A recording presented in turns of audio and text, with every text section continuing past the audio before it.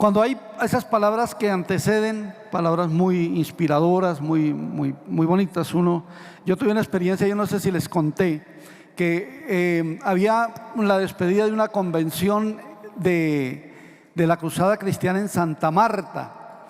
Y entonces pasó el pastor Alfonso Díaz y dijo: el tiempo es ahora, tituló la prédica. Y pasó el doctor Eduardo Pacheco y dice, vamos, ahora es el tiempo. Y yo estaba abajo y yo decía: wow, ellos ya predicaron, entonces yo voy a titular el mensaje: ¿y ahora qué? Porque ya dijeron tanto que no sé qué voy a decir. Bueno, hoy tenemos un mensaje titulado Despierta. Despierta, dígale al que está al lado, que si está dormido, que despierte. Despierta. Ahora, ¿por qué el título? Hemos venido estudiando el libro de los Hechos los viernes, cada 15 días. Y estamos estudiando la venida del Espíritu Santo sobre la iglesia, que produjo un fuego y un avivamiento. Pero que ese fuego y ese avivamiento, con la persecución, como que trató de quitarse. No obstante, hubo un crecimiento exponencial en la iglesia del primer siglo, y muchas personas aceptaron a Cristo en ese primer siglo, o en ese primer medio siglo, que fue donde se dio la gran parte de la predicación, que trajo muchos cristianos, dejó muchos cristianos. Luego viene Constantino en el año 323, establece el cristianismo como religión oficial, y eso, hermanos, todo el mundo contento, se facilitaron las cosas, había facilidad de predicación, había una cantidad de cosas, pero la iglesia otra vez tuvo un adormecimiento, y ahí donde se habla de los 1000 años de oscurantismo religioso, pero también fue oscurantismo en muchas cosas, ¿cierto? Hay en el siglo XVI un nuevo brote de avivamiento, de despertar de la iglesia, pero nuevamente hay persecución, hay hoguera, hay quema, hay todo esto que vimos nosotros, que hemos visto en la historia de muchos mártires, y vuelve la iglesia y como que otra vez se duerme. Se levanta en 1900 y en 1906 un avivamiento en la calle Azusa en Los Ángeles, donde dejó a Estados Unidos con un avivamiento increíble, y Estados Unidos se convirtió en uno de los mayores exportadores de misioneros a todas las naciones de la tierra. Pero ¿cómo está Estados Unidos ahora? Aquel que envió misioneros a toda la tierra ahora es un campo misionero. Ahora es un campo misionero. Muy bien, hace más o menos 180 años llegó el evangelio a Colombia, y nos hemos sostenido, y hay muchas iglesias con un bonito despertar. La historia afuera de Colombia, de la iglesia en Colombia, es que hay un avivamiento. Pero no sé qué tanto podamos llamarlo avivamiento, si estamos en un verdadero despertar, o simplemente tenemos algunos sueños que algunos están roncando, espiritualmente hablando, y esto sería muy contraproducente. Romanos capítulo 13, versículos 11 al 13. Romanos 13, versículos 11 y 12, dice lo siguiente. Romanos, el apóstol Pablo escribe a esta iglesia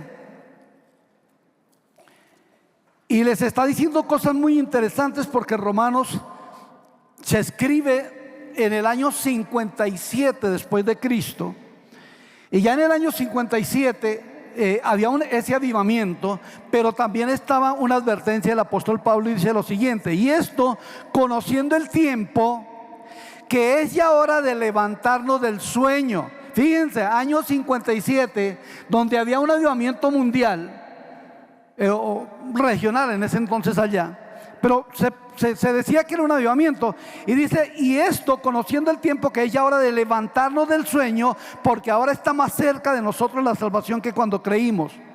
Y ojo, dice, la noche está avanzada. ¿A qué se referirá la noche? ¿A un tiempo profético? Tal vez. La noche está avanzada y se acerca el día. Desechemos pues las obras de las tinieblas y vistámonos de las armas de la luz. Y por un lado, dice el apóstol que hay que levantarse del sueño. Quiere decir que la iglesia tenía algún adormecimiento, algún sueño.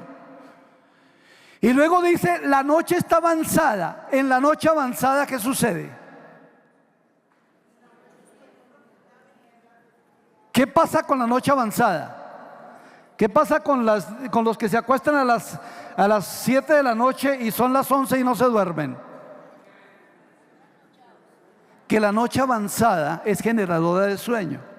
Y aquí la noche avanzada podría referirse al tiempo profético de que ya está por acontecer, pero también puede decir la noche avanzada que se relaciona con tinieblas. Puede decir el pecado está avanzando y no podemos dormirnos. No podemos dormirnos de ninguna manera. Y más nosotros como iglesia que somos luz. Entonces vamos a hablar de 3 clases de sueño en la Biblia. Hay muchos. Pero hablemos primero el sueño de la liviandad. Y voy a tomar un personaje para hablar de liviandad en ese sueño, y es a Sansón. ¿Ustedes saben cuándo Sansón perdió la fuerza? ¿Se acuerdan de la historia de Sansón o no? ¿Cuándo perdió la fuerza? Cuando le cortaron el cabello. ¿Y por qué le cortaron el cabello? Porque estaba dormido. La señora Dalila lo durmió en las piernas y después lo echó tijera al cabello. Pero vamos a ver esto. Y perdió la fuerza. Estaba dormido. Y Jueces 16-19 dice: y ella hizo que él se durmiese sobre sus rodillas. ¿Sí? Tan bonita, tan linda. Ay, maridito, acuéstate aquí. Y lo consentía, y no sabía la maldad. Sansón no sabía la maldad de la señora que llevaba por dentro. Es decir, la enemiga estaba en su propia casa. ¿Sí? Y llamó a un hombre quien le rapó las 7 guedejas de su... ¿Qué es una guedeja? Un montoncito de pelo, perdón. Yo no puedo tener nunca una guedeja. Pero una guedeja es un pedacito que se hacen así como si fueran 7 trenzas. Y Sansón tenía 7 guedejas de su cabeza, y ella comenzó a afligirlo, pues la fuerza se apartó de él. Pero ¿por qué terminó todo esto? Porque Sansón llevó una vida liviana. Y una vida liviana es sinónimo ¿de qué? Es sinónimo de desenfreno, liviandad. Hoy mi esposa en la mañana predicó sobre mundanalidad y predicó sobre carnalidad. Y una vida liviana generalmente vive en el mundo y vive en la carne. Vive en el mundo y vive en la carne. Aunque venga a la iglesia, pero vive en el mundo y vive en la carne. Entonces, lo liviano es aquello que no tiene peso, que es falto de carácter. Eso quiere decir, mis hermanos, que Dios tiene su balanza en la cual te pesa y nos pesa a todos nosotros. ¿Todo el mundo sabe que es una balanza o no? Entonces, de Belsasar, ¿qué dice la Biblia? Pesado fuiste en balanza y fuiste hallado falto. ¿Sí se acuerdan de eso? Mene, mene, tekel, uparsin. La mano que salió allá escribiendo Mene, mene, tekel, uparsin. Y Belsasar estaba liviano de peso. No dio el peso que Dios necesitaba de él. Y cuando hay liviandad, hay juicio, porque si no del peso viene el juicio, y ese fue el juicio que Dios decretó sobre Belsasar. Y en los tiempos de Belsasar vino el imperio medo-persa y conquistó el imperio romano. Entonces, ¿Por qué escogí hablar de Sansón para la liviandad? Porque este hombre no supo valorar las cosas de Dios en su vida. No supo valorar lo que Dios le había dado. No supo valorar aquello que realmente necesita ser valorado. Si hay algo que necesita ser valorado y que vale muchísimo y que no se puede adquirir con ningún dinero, son las cosas de Dios que ha derramado sobre nosotros. La unción no se puede comprar. El gozo no se puede adquirir en la tienda. No voy a decirle al tendero, por favor, mire, en el Éxito, aquí de la nevera saqué un poquito de gozo, ¿cuánto vale? Porque no es asequible en ningún lugar. Entonces este hombre desperdició muchas cosas. Mire, Manoa y su esposa, el papá y la mamá de Sansón, eran cristianos, lo dedicaron al Señor.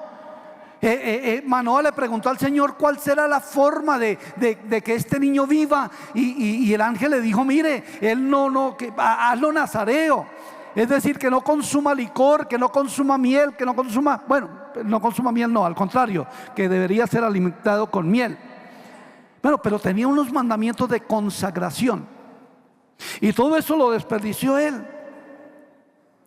Tuvo una unción especial que se expresaba en una fuerza sobrenatural, una fuerza física sobrenatural. Y no era porque fuera un físico culturista, no era porque se la pasaba todo el tiempo haciendo pesas y tenía unos músculos impresionantes cual Rambo o cual Arnold Schwarzenegger o con los Mr. Mundo. No, hermanos, la fuerza no estaba en su cuerpo, estaba en el pelo. ¿Será que Dios podría darle fuerza a un calvo? Yo creo que sí.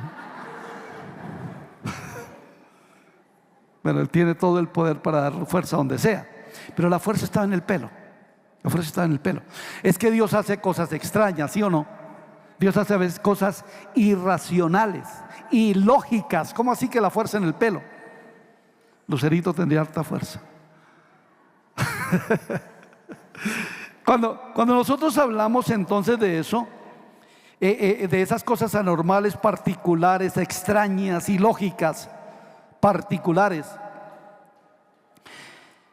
esa fuerza se la dio Dios con un propósito. ¿Cuál propósito? Que defendiera al pueblo de Israel y lo hiciera triunfante. Él iba a ser, él era uno de los jueces y decía: aquí nadie puede contra nosotros, nadie puede porque es que hizo cosas increíbles. ¿Qué hizo Sansón con la unción? Por ejemplo, despedazó un león como nada.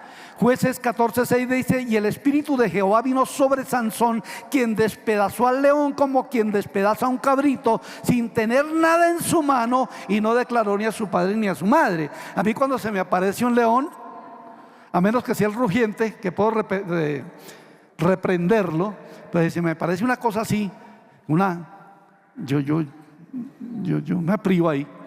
Pero este no, un león. Y mire, mató a 30 para pagar el descubrimiento de un enigma, uno solo. Dice: y el espíritu de Jehová vino sobre él y descendió a Ascalón y mató a 30 hombres de ellos, y tomando sus despojos dio las mudas de vestidos a los que habían explicado el enigma, y encendido en enojo se volvió a la casa de su padre. Lo habían traicionado varias veces las filisteas, porque era su debilidad. Las filisteas lo traicionaron, y esta lo traicionó. Le sacó el enigma, se lo declaró a los filisteos, el enigma que propuso, y los filisteos tenían que pagar, él tenía que pagar algo, y él mató 30, tomando sus despojos dio las mudas de vestidos, porque al que había explicado el enigma. Tercera cosa, mire, aquí va en progreso. Un solo hombre mató mil, uno solo mató 1000. O sea, esto es simplemente, se podría ver en cine, pero esto fue real.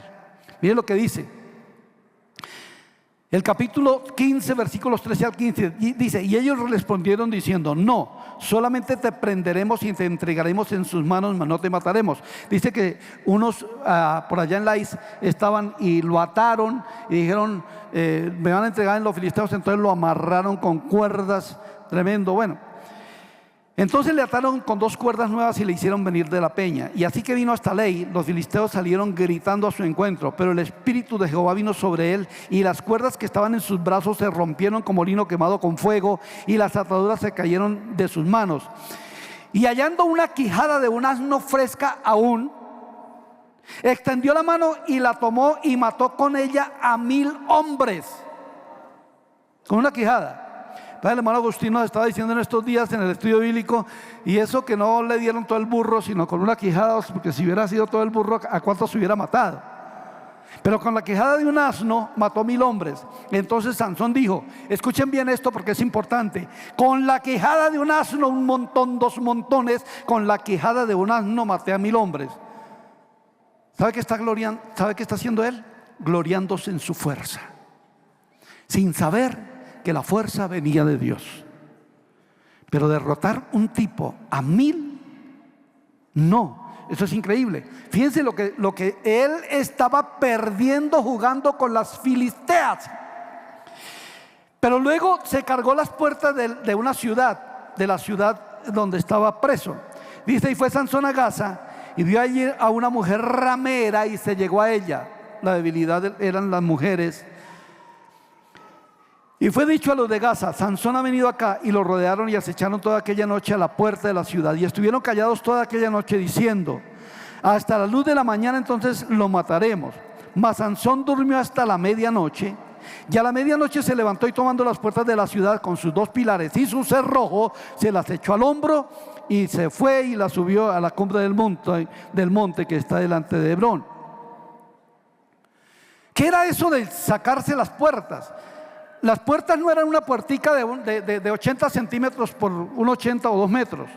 Eran puertas tales como las del parqueadero, pero eran puertas en madera, pero una madera súper pesada. Y él no tuvo nada, seguro llegó así, hizo así, sacó los cerrojos y se cargó las puertas y se las llevó. Ellos creían que no podía escapar. Eso hizo con la unción. Mire todas las cosas que hizo con la unción, pero tuvo un final trágico. Un final trágico.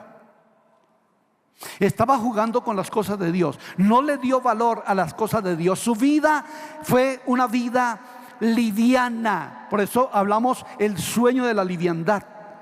Y esa vida liviana lo llevó a que entregara el secreto de su fuerza a Dalila, le cortaran el pelo, y en lugar, mire, lo triste es que lo apresaron los filisteos, se lo llevaron y lo pusieron a moler, los pusieron en muchas actividades para burlarse de él. Y miren lo que dice la Biblia en torno a su final. Capítulo 16, versículo 23 al 25 de Jueces dice: entonces los principales de los filisteos se juntaron para ofrecer sacrificio a Dagón su dios, y para alegrarse, y dijeron: nuestro Dios entregó en nuestras manos a Sansón, nuestro enemigo. Mire cómo le dan gloria a un ídolo. El comportamiento malo de un hombre o una mujer cristiana hace que la gloria sea para el diablo en lugar de la gloria ser para Dios. Dieron gloria a Dagón su dios diciendo que él se lo había entregado. Mentiras.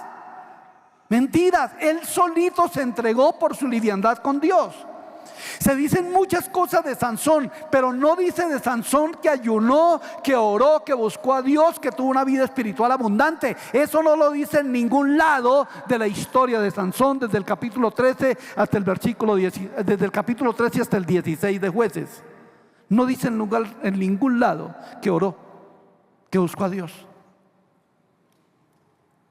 Qué triste es eso, ¿no? ¿Qué se dirá de su historia? Bueno, dijeron: nuestro Dios entregó en nuestras manos a Sansón, nuestro enemigo. Y viéndolo el pueblo, alabaron a su Dios, diciendo: nuestro Dios entregó en nuestras manos a nuestro enemigo y al destruidor de nuestra tierra. Mire cómo lo llamaban: el destruidor, porque sabían la fuerza potente que había en él, y sabían que nadie osaría enfrentarse a Sansón, porque si mató a 1000, ¿quién solito se iba a enfrentar a él? ¿Sí? Luego dice continuamos: al destruidor de nuestra tierra, el cual había dado muerte a muchos de nosotros. Y aconteció que cuando sintieron alegría en su corazón, dijeron: llamad a Sansón para que nos divierta. Y llamaron a Sansón de la cárcel, y sirvió de juguete delante de ellos, y le pusieron entre las dos columnas. El destruidor ahora es un juguete. No te conviertas en juguete de Satanás, llevando una vida liviana espiritual, porque eso puede llegar a ser el destino del que juega con las cosas de Dios. Ahora, nosotros tenemos, hermanos, ¿cuántos? Levanten la mano los que tienen unción, levanten la mano. Todos. La Biblia dice en 1 de Juan: hijitos, vosotros tenéis la unción del Santo. ¿Sí o no? ¿Qué estamos haciendo con la unción del Santo? ¿Viviendo livianamente? Y vivir livianamente, ya se lo dije, es como la pastora predicó en el primer culto: es vivir en la mundanalidad y vivir en la carnalidad.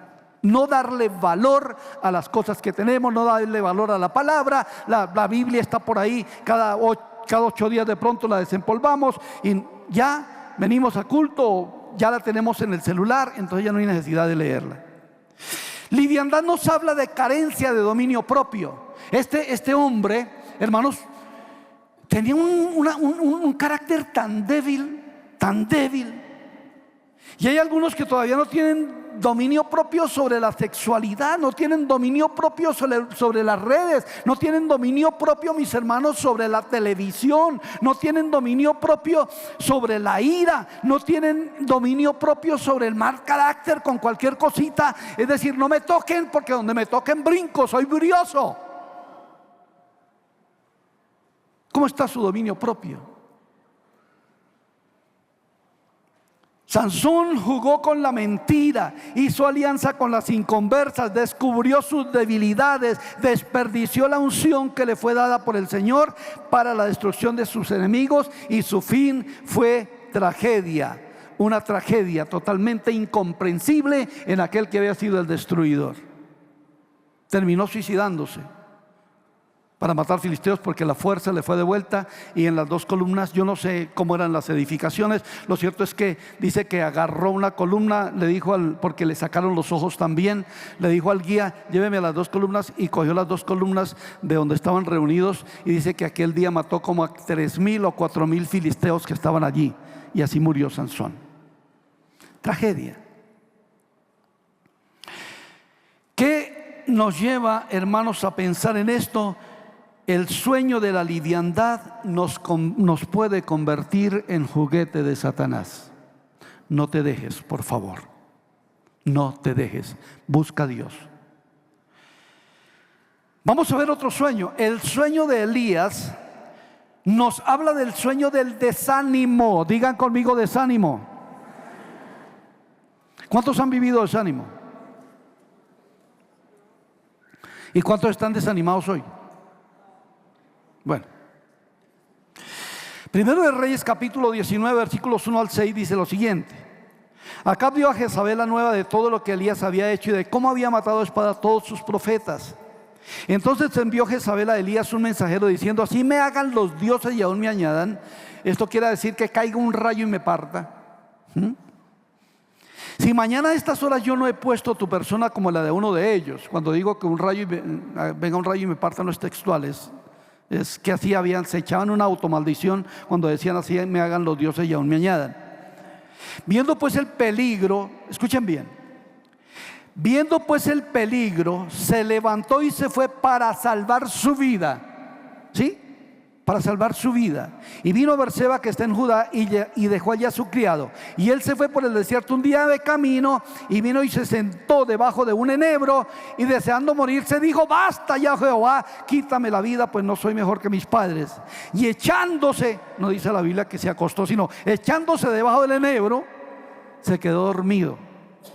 Y aquí luego un ángel le tocó y le dijo: levántate, come. Entonces él miró, y aquí a su cabecera una torta cocida sobre las ascuas y una vasija de agua, y comió y bebió, pero volvió a foquearse. El hombre estaba en un desánimo impresionante. Miren, 24 horas después de una de las mayores obras de Dios a través de este mismo profeta, 24 horas antes había hecho descender fuego del cielo y ahora estaba huyéndole a una señora. No le huyó al pueblo, no le huyó a nadie, pero le huyó a Jezabel. Y fue y se acostó y allí se durmió. Se durmió.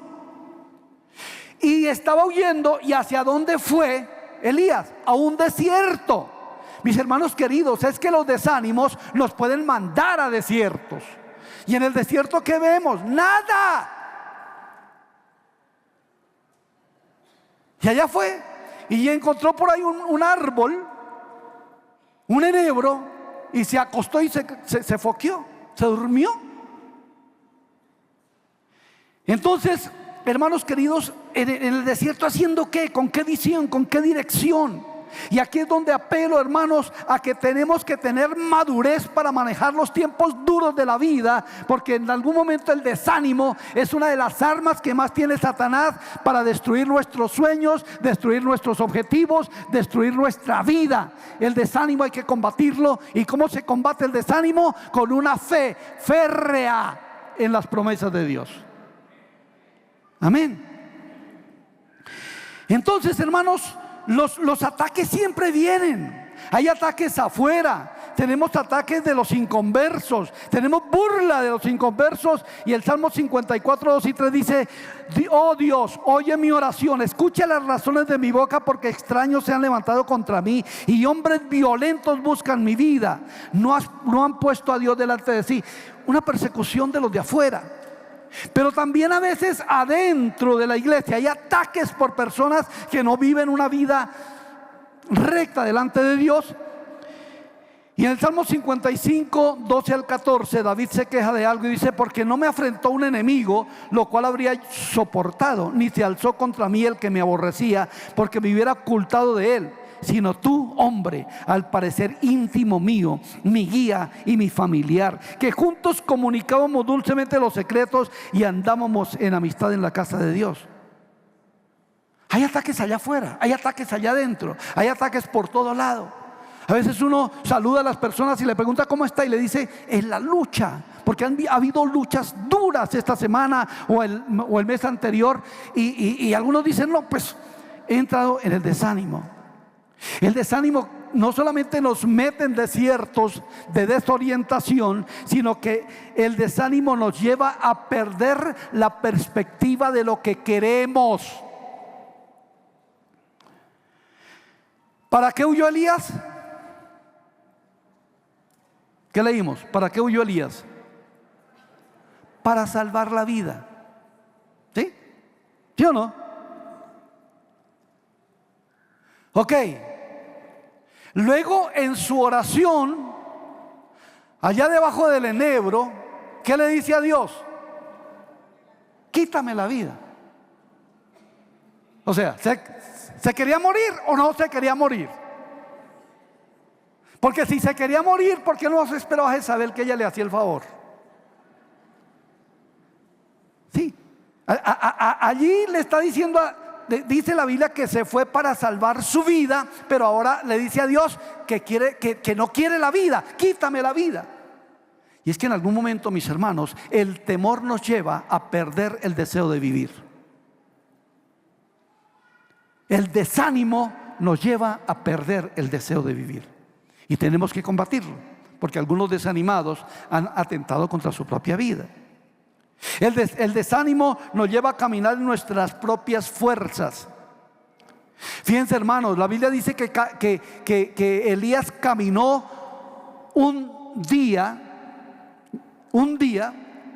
y lógicamente que caminando un día con las fuerzas de uno, pues se cansa. Se durmió. Luego vino un ángel y lo despertó y le dio comida, y volvió a dormirse. Luego lo despertó otra vez y le dio de nuevo comidas y le dice: levántate, come.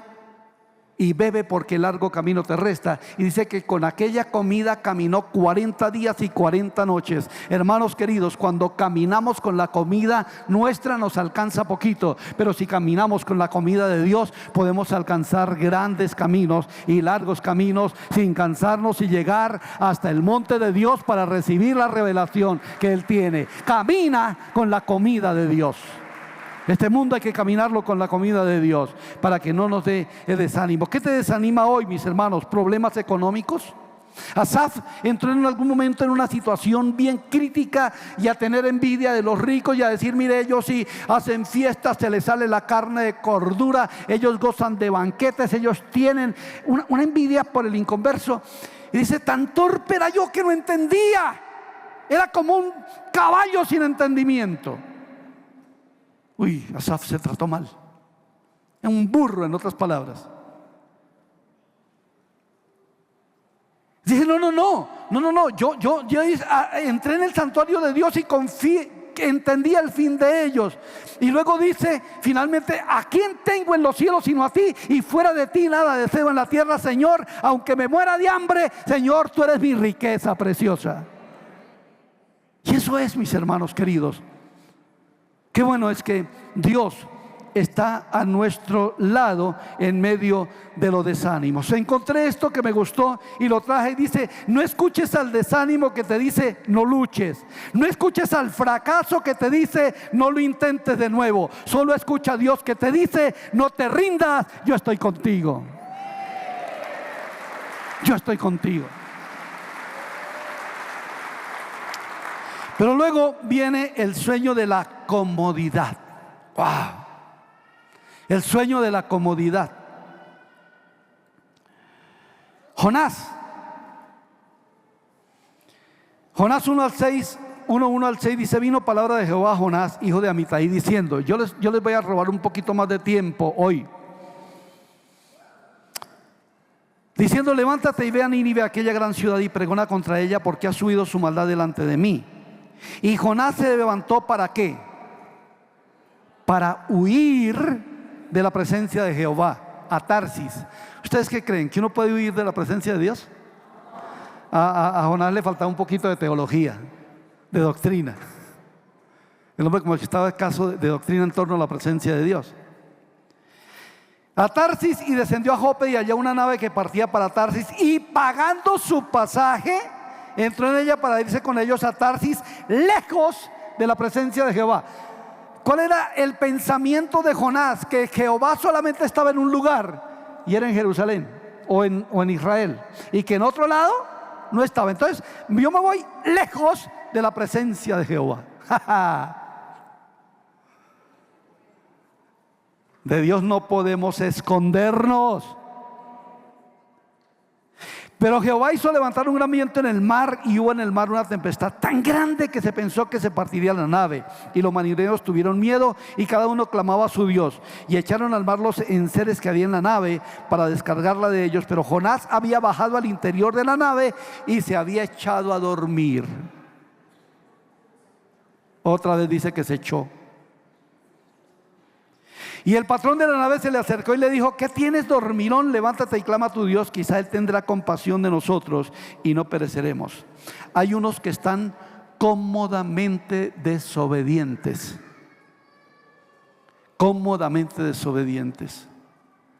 Desobedientes a los mandamientos, a las órdenes de Dios, a la voluntad de Dios. Hay personas con relaciones amorosas, con inconversos, que Dios le dice, no los casados, no me estoy refiriendo a casados, solteros, que simplemente la voluntad de Dios es que se separen, pero ahí se acomodaron a la desobediencia. Hay algunos que tienen negocios ilegales y se acomodaron a la desobediencia. Hay algunos que se acomodan a estar por allá en la casa, desobedeciendo antes de estar congregándose.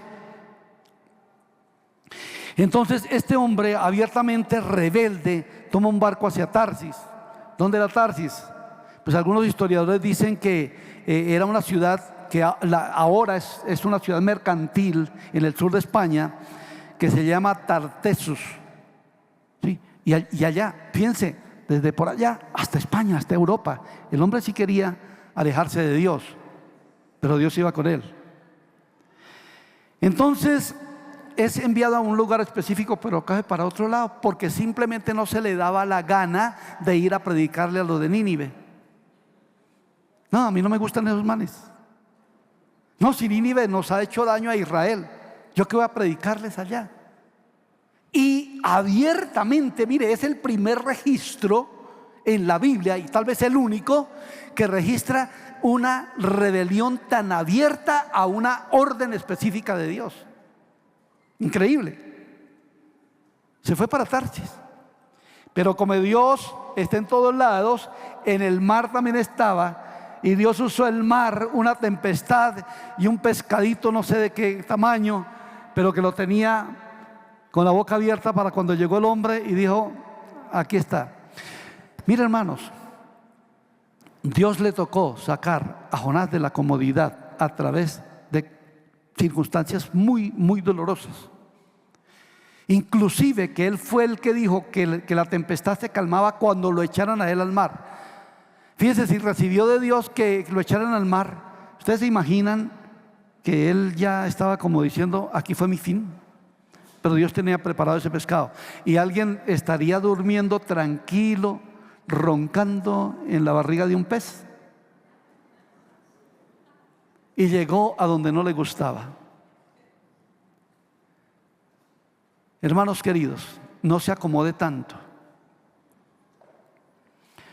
La vida de Jesús nos habla que Él no vivió una vida de la comodidad, porque desde su nacimiento vivió incomodidades. Nació en un pesebre, su familia tuvo que ir a Egipto viviendo las terribles comodidades. No sé si Jesús le tocó trabajar para mantener a su madre, porque dicen que José murió cuando él era un adolescente. Hermanos queridos, acomodarse es un peligro, porque cuando uno se acomoda muy bien, allá en el otro salón hay un sofá. Y generalmente hay algunos que se les gusta ese sofá porque es chévere, ¿no? Pero la comodidad lo invita al sueño. Espero que no estén muy cómodos algunos que ya estén durmiendo. Y es que, hermanos, hay algunos que se acomodan a un conocimiento mínimo de las Escrituras, se acomodan a un espíritu espiritual mediocre. Así estoy bien. ¿Sí? Se acomodan a vivir, a mantener relaciones rotas. Se acomodan a una vida de hogar de conflicto. Se acomodan a ser deshonestos en los negocios, aun si tienen que hacer cosas ilegales. Se acomodan a escuchar a todo predicador en la iglesia y fuera de la iglesia, sin cambios. Mis amados, esta no es la manera en que vamos a alcanzar grandes cosas, acomodándonos o siendo cómodos. Tal vez te vas a sorprender a la hora de la muerte, creyendo que así estaba salvo, pero que no fue salvo. Nuestra zona de confort no aportará nada nuevo a nuestras vidas. Tenemos que salir de nuestra zona de acomodamiento, de nuestra zona de confort, de la comodidad. No se acomode, transfórmese. Mis hermanos, nuestra zona de confort, dije que no aportará nada nuevo a nuestra vida. En cambio, hacer un esfuerzo adicional, disciplinarnos y salir a descubrir nuevos horizontes en el servicio a nuestras familias, en el servicio a los demás, es un camino prometedor a nivel personal. Seguro, sal a servir. ¿Cuántos estuvieron tan cómodos en Semana Santa? No, hermanos, no se sientan, digamos, juzgados. Pero es que algunos no han ganado un alma por muchos años. Y sí, Semana Santa es una oportunidad muy, muy fuerte para predicar. Así que disculpe mis hermanos si no les deseo una vida llena de comodidades o acomodada. Más bien deseo una vida llena de retos que te lleven a alcanzar nuevas metas, con abundantes desafíos que te hagan abandonar la zona de confort. No te acomodes, te puedes dormir. Te deseo una vida, mi hermano, en que descubras que solo exigiéndote más y entregando más es como encontrarás realización personal en tu vida cristiana. Así que el camino para tu plenitud pasa por una puerta estrecha, pero que Dios la tiene abierta siempre. Y de hecho, mis hermanos, la salvación no es la comodidad de la puerta grande, de la entrada grande, sino de la pequeña. Y termino, hermanos. Ya, concluyo diciendo que el adormecimiento, si estás durmiendo en alguna de estas cosas, te conviertes en una persona inactiva, en una persona, mis hermanos, que todo el tiempo está perezosa a las cosas de Dios. La inacción y la pereza no te van a dejar fructificar como Dios quiere, y ahí hasta peligro de que pierdas la salvación. Tú tienes un llamado, tienes una unción, úsala para la gloria de Dios. No te duermas, despierta, despierta. ¿Estás demasiado cómodo en tu vida? Despierta. ¿Eres de los que no tienen ganas de buscar al Señor? Despierta. ¿Eres de los que tienes una oración muy religiosa? Despierta. ¿Eres de los que no testificas nada del Señor? Despierta. ¿Eres de los que no ayunas? Despierta. Dios quiere una iglesia despierta que cambie y transforme a Colombia, y esa iglesia puede estar aquí. Ruego a Dios que seamos una iglesia con fuego, una iglesia despierta, una iglesia llena de la actividad espiritual que Dios quiere, una iglesia de oración, una iglesia de ayuno que traiga un avivamiento y sea partícipe de un avivamiento de cambio para nuestra nación. Amén. Gloria sea al Señor. Dios es bueno. Mire, hermanos, ¿cuántos creen que necesitan, y con toda sinceridad, que necesitan un despertar en algo?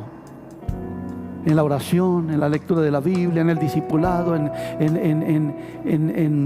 ser mejores cristianos. Levanten la mano, levanten la mano. Solamente voy a pedirles que levanten su mano. Muy bien. Entonces voy a orar por ustedes. Dígale al Señor: Señor, yo quiero un despertar en mi vida, que me mantenga en el fuego del Espíritu Santo. Y pídele al Señor que te llene del Espíritu Santo, que te llene de su poder, de su gloria, de su grandeza. Aleluya. Que te llene de palabra nueva, que te llene de ánimo en el nombre de Jesús. Si hay personas que están aquí en el sueño de la liviandad, salga de su pecado, salga de su pecado, salga de su liviandad en el nombre de Jesús, de su carnalidad y de su mundanalidad, como ya se predicó en la mañana. Pero también, si hay personas aquí que están viviendo el sueño del desánimo, dígale a Dios: Señor, hoy tu palabra me anima a ir hacia adelante, Señor. Me anima a creer en tus promesas. El desánimo solamente se puede combatir con una fe inquebrantable en las promesas del Señor. Saca a relucir las promesas de Dios y saca todo, desaloja de tu mente todo aquello que te hace daño, que te pone ahí cosas que no son, en el nombre de Cristo Jesús. Echa el desánimo fuera en el nombre de Jesús. Hay desánimo para predicar, hay desánimo para leer, hay desánimo para orar, hay desánimo para seguir, hay desánimo en el trabajo. ¿En qué hay desánimo? Dígale a Dios: Señor, combate mi desánimo en el nombre de Jesús. Hay algunos que están ahí viviendo en comodidad, muy cómodo. Se han acomodado a lo que yo dije. Dígale al Señor: Señor, quiero mantener despierto. No me voy a acomodar, porque el acomodarme mucho me va a producir sueño, y yo quiero vivir una vida en un despertar continuo en el nombre de Jesús. Padre, gracias te doy por estas personas que han levantado sus manos.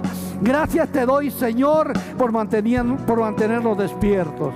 Gracias, Padre Celestial, por esta mañana, por esta tarde. Señor, por los corazones que están aquí, por los que me han escuchado, Señor. Padre, He procurado predicar lo que tú colocaste en mi corazón, y ahora te toca a ti, Espíritu Santo, la obra de generar convicción y de generar cambios. Espíritu Santo, genera esos cambios en cada uno. Y Padre Celestial, que la gloria tuya repose en cada vida, que la gloria tuya repose en cada hogar. Señor, obra, despiértanos, Padre, despiértanos, Dios, en el nombre de Jesús de Nazaret. Dígale a Dios que lo mantenga siempre despierto en el nombre de Cristo. Y si hay sueño, reprende todo sueño que esté ahí, sueño que no es bueno, en el nombre de Jesús. Gracias te damos, Señor. Gracias te damos, oh Padre. Te amamos y te bendecimos por este ayuno congregacional, Padre, en el nombre de Jesús. Gracias te damos, Señor.